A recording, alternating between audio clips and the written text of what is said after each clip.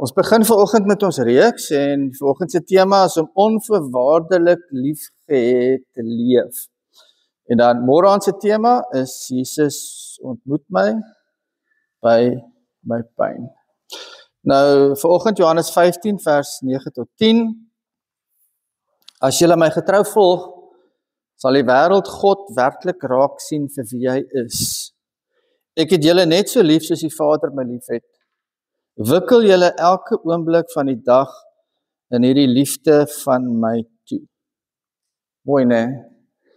Wikkel julle elke oomblik van die dag in hierdie liefde van my toe. In die een vertaling staan daar, you must continually let my love nourish your hearts. Hulle vra, hoe kry mense dit reg?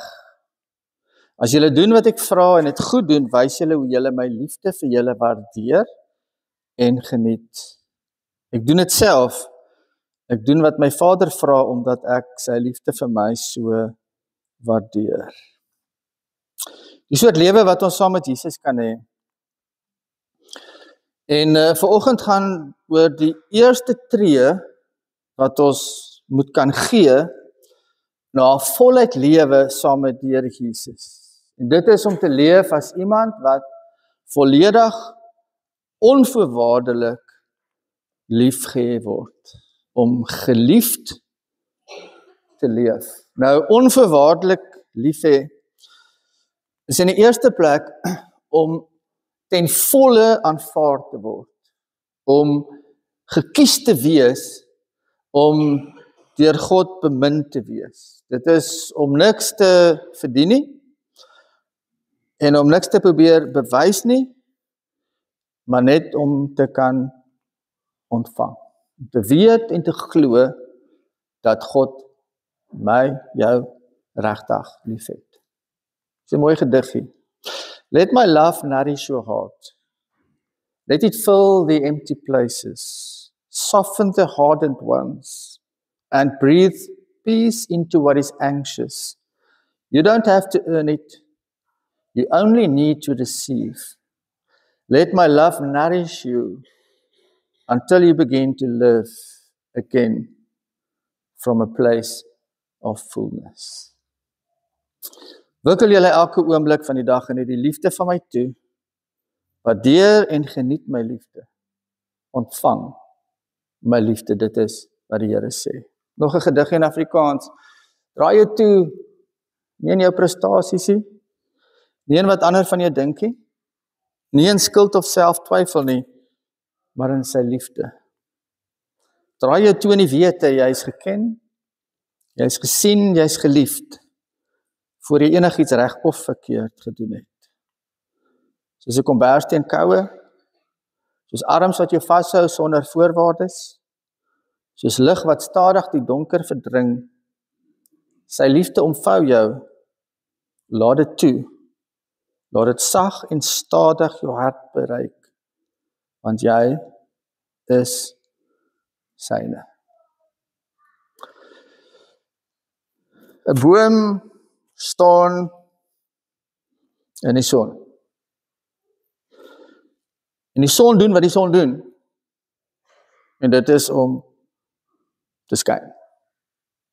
En hierdie boom het absoluut niks gedoen om die son op hom te verdien nie. Hy staan net waar hy staan en die son skyn.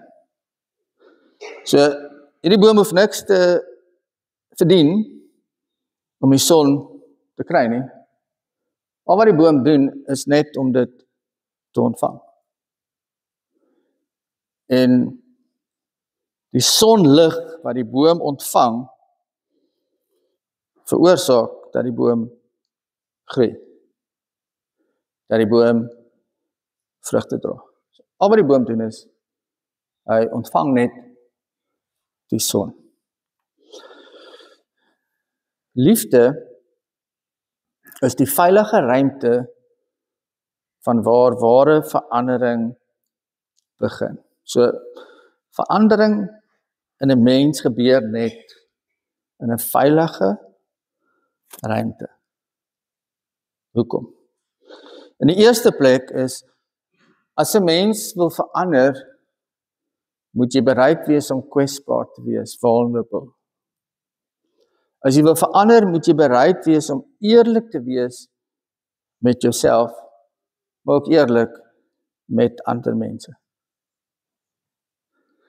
En om so te kan wees, moet ek in 'n ruimte wees waar ek weet, ek gaan nie geoordeel word nie, ek gaan nie verwerp word nie, en ek gaan nie beskaam word nie. So, en dit kry mens in 'n veilige ruimte. Die tweede is dat om te verander, neem geweldig baie moed. Het is nie maklik om te verander nie. Want om te verander moet ek nuwe goed probeer, moet sekere goed face oor myself, en ek het baie moed nodig om dit te doen. Maar wanneer ek in 'n veilige ruimte is, waar ek weet, hier word ek gehoor, hier word ek gesien, hier word ek ondersteun, kry ek die vertroue wat my die moed gee om te verander. En verandering vra hoop. Dit is hoop wat verandering dryf. As 'n mens nie hoop het nie, sal jy nooit verander nie. As jy nie hoop het nie, sal jy nooit aanbeweeg. En hoop word gebore in 'n veilige ruimte. Hoop word gebore in 'n ruimte waar daar genade is, en 'n ruimte waarin daar aanvaarding is. Nie in 'n ruimte waar jy skaamte ervaar. Geen veilige ruimte, geen verandering. God se liefde is 'n veilige ruimte. God se liefde is die veiligste ruimte. Want God se liefde is sonder veroordeling. God se liefde is 'n uitnodiging. So God veroordeel nie, God nooi my uit om te herstel. God se liefde is nie 'n vinger wat vir my wys en sê jy nie. Dit is 'n hand wat hy uitsteek van genade. God se liefde werk nie met skaamte nie. Sis, jy moet verander. God se liefde werk nie daarmee nie. God se liefde werk met hoop. Kom na my toe. Ek wil jou 'n nuwe lewe gee. Kom na my toe. Ek wil jou help om te kan verander. Ek wil jou help om te kan groei. Dis hoop. En God se liefde is breek ons nie, maar dit maak ons heel. So God se liefde is die veiligste ruimte. En as ek kan glo dat ek geliefd is deur God en my dan toewikkel in sy liefde, dit is wanneer ek verander op verskillende maniere. Ek verander deurdat my hart teenoor myself versag. Want een van die goed waarmee maar baie van ons worstel is dat ons verskriklik krities op onsself. Ons is verskriklik hard op onsself. Want die veilige ruimte wat God gee, word my hart sag teenoor myself. En begin ek genade kry met myself. En dit bring vir my genesing. Want God se liefde vloei in al daai plekke waar my seer is, al daai plekke waar my verwerping is, al daai plekke waar ek self nie eers wil ingaan in my lewe nie. God se liefde vloei in al daai plekke in. En dit is hoekom ek genesing kry. En God maak my vry. Vry van dat ek bang is vir God, dat ek altyd onseker is, waar staan ek met die Here, vry van hierdie ding van ek moet goed verdien, sodat ek die Here se liefde en erkenning kan kry, maak my vry daarvan. Vry dat ek maar net kan wees iemand vir wie God baie lief is. En as ek verander, dan gaan my hart ook vir ander mense. Dit is baie moeilik om regtig lief te wees vir ander mense. As ek nie eers kon vrede maak met wie en wat ek is nie. So God se liefde anker my menswees in my identiteit. Nou om dit eenvoudig te sê is, as ek kan aanvaar dat ek is 'n geliefde van God, en ek kan myself toewikkel in God se liefde, dan bou ek my menswees op wie God sê ek is. Ek bou nie my menswees op opinies van ander mense nie. Moet so wees, so wees, so wees. Ek bou nie my menswees op my prestasies nie. Ek bou nie my menswees op my emosies wat my onvoorspelbaar is nie. Ek bou my menswees op God wat sê wie ek is. En dit word dan die dryfkrag agter alles wat ek doen. Aan die oomblik wanneer ek my kan toewikkel in God se liefde, wanneer ek sy liefde kan waardeer, wanneer ek sy liefde kan ontvang, dan is my reaksie gehoorsaamheid aan die Here. Dan begin ek doen wat die Vader van my vra. Dan word gehoorsaamheid. Wat is dit wat die Here wil hê? Dit begin my dryf in my lewe. Omdat ek waardering het vir sy liefde. En hierdie is 'n belangrike vraag. Of 'n stelling wat jy glo God van jou dink, vorm jou lewe. Glo jy dat hy lief is vir jou? En dit is interessant, as 'n mens nou 'n eksperiment doen, en jy vra hierdie vraag van mense, glo jy dat hy lief is vir jou? Dan sal mense nogal hierdie goed sê. Nee, mense sê, ja, glo die Here is lief, maar ek dink, die Here is teleurgesteld in my. Of ek dink, die Here is gefrustreerd met my. Of ek dink, die Here is ontevrede met my. En wanneer ek begin dink, dat God so dink oor my, hy stel my teleur, hy frustreer my, hy nie happy met hom nie. Wanneer ek begin dink, dat God so oor my dink, dan word my geloof, word 'n plig. Dan wil ek doen sodat ek kan verdien, dan wil ek presteer sodat die Here tevrede is met my. Dan begin vrees in my lewe oorneem, en dan natuurlik geweldige skuldgevoelens. So dit is belangrik dat ons elke keer die vraag vra, wat dink ek? Dink God oor my?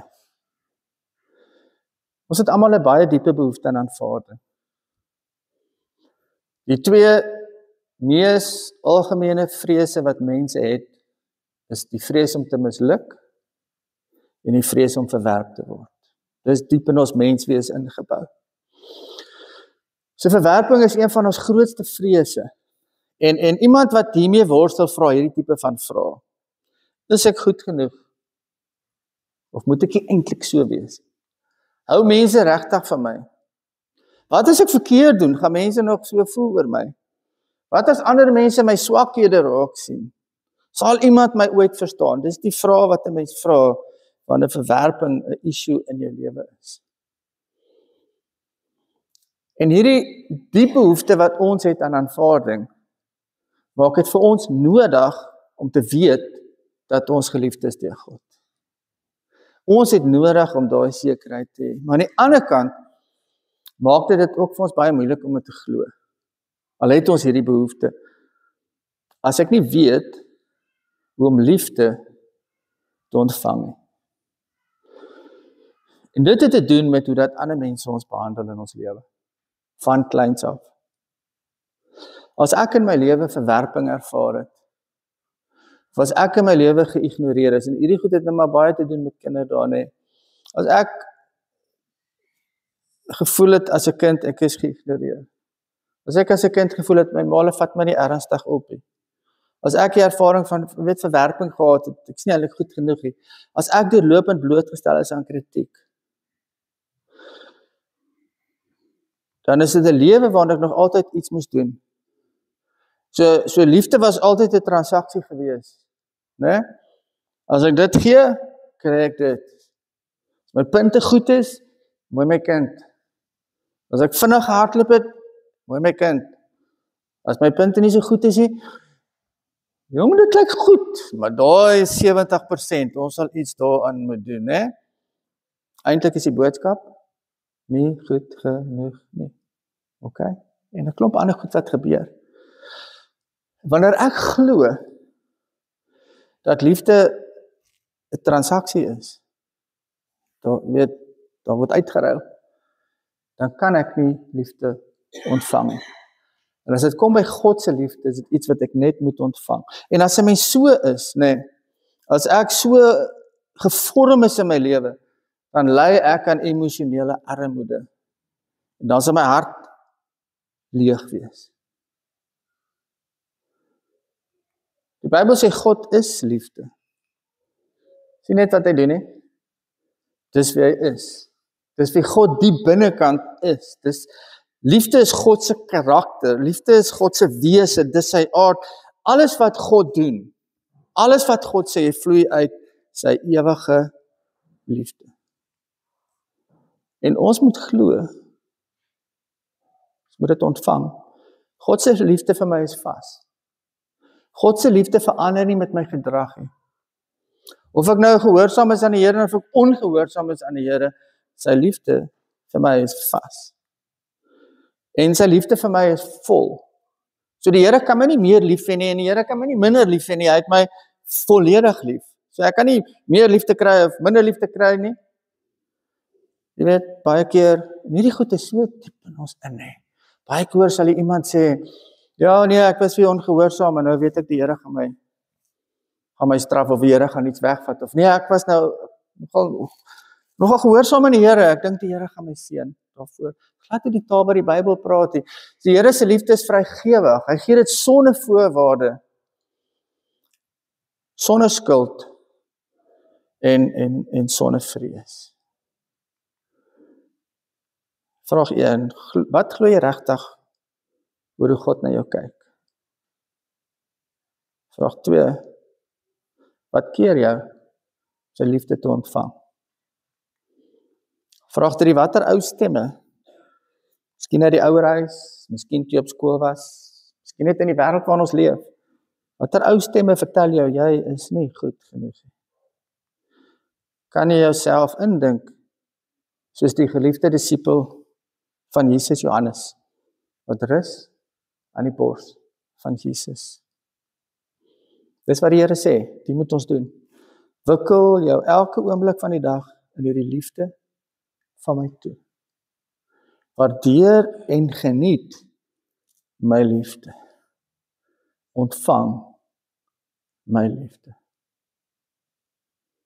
Kom ons maak ons oë toe.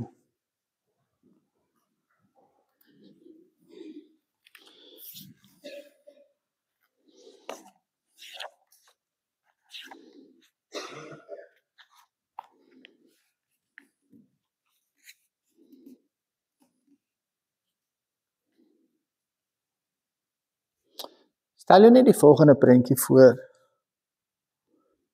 dat God se liefde soos asem in jou lewe instroom, of dat God se liefde soos reën in jou lewe instroom.